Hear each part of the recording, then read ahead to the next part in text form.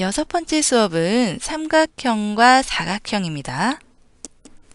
우리는 세 개의 선분으로 둘러싸인 도형을 삼각형이라고 하는데요. 여기에 있는 세 개의 선분으로 삼각형을 만들어 볼게요.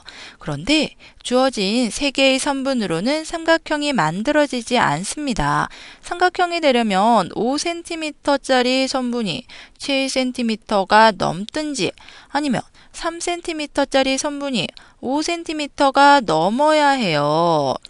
그러니까 짧은 두 개의 선분의 길이를 합한 것이 가장 긴 선분의 길이보다 길어야 삼각형이 만들어질 수 있는 것입니다.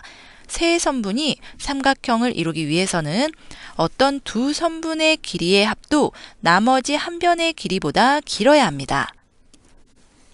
그럼 이번에는 3cm, 5cm인 두 선분과 한각이 30도인 삼각형을 그려보세요.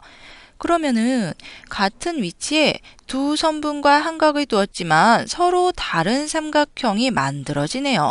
단순히 두 변과 한각이 있다고 해서 하나의 삼각형이 결정되는 것은 아니죠. 그렇다면 두 선분과 한각을 이용하여 하나의 삼각형을 만들려면 어떻게 해야 할까요?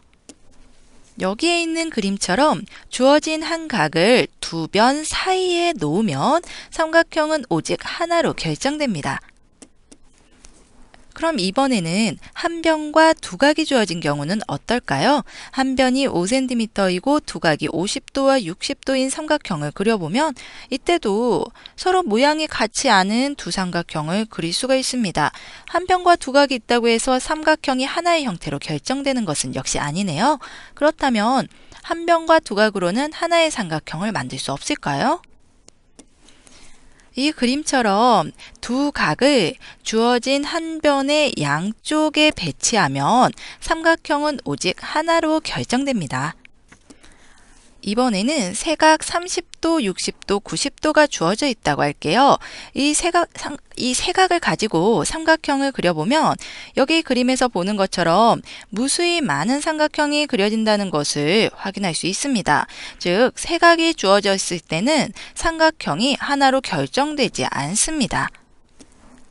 그러므로 삼각형은 여기에 있는 세 가지 조건 중 하나만 충족되면 하나의 형태로 결정되어 이를 삼각형의 결정 조건이라고 합니다. 삼각형의 결정 조건, 세 변이 주어졌을 때, 두 변과 그 끼인각이 주어졌을 때, 한 변과 그 양끝각이 주어졌을 때입니다.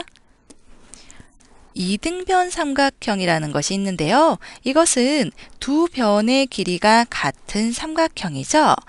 이렇게 정의를 해보면 두 밑각의 크기가 같다는 것도 알 수 있고요. 그리고 이등분선이 꼭지각의 이등분선이 밑변의 수직 이등분한다는 것도 알 수 있습니다. 이것은 이등변 삼각형의 성질이 되는 거예요. 삼각형과 사각형은 어떻게 다를까요? 삼각형은 세 변의 길이를 정하면 하나의 삼각형으로 고정되어 움직이지 않습니다. 하지만 사각형은 네 변의 길이가 정해져도 여러 가지 모양으로 바뀔 수 있어요. 그리고 삼각형에는 오목한 것이 없지만 사각형에는 오목한 것과 볼록한 것 모두가 있는 것이에요. 그래서 삼각형은 오직 볼록 삼각형뿐. 하지만 사각형은 오목도 있다는 거 생각해 주세요. 일반적인 형태의 사각형을 가지고 마주보는 한 쌍의 변을 평행하게 하면 사다리꼴이 됩니다. 그리고 나머지 한 쌍의 변도 평행하게 하면 평행사변형이 되죠.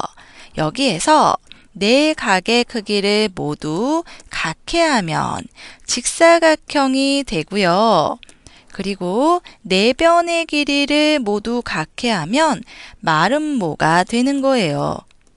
마름모가 될 때는 물론 네 각이 모두 같을 필요는 없습니다. 그리고 네 변의 길이와 네 각의 크기를 모두 같게 만들면 정사각형이 되는 것이죠. 그래서 우리는 사각형에서 사다리꼴로 그리고 평행사변형으로 평행사변형에서 마름모나 직사각형으로 마름모와 직사각형의 성질을 모두 가진 것이 정사각형이라는 것을 생각해 주세요.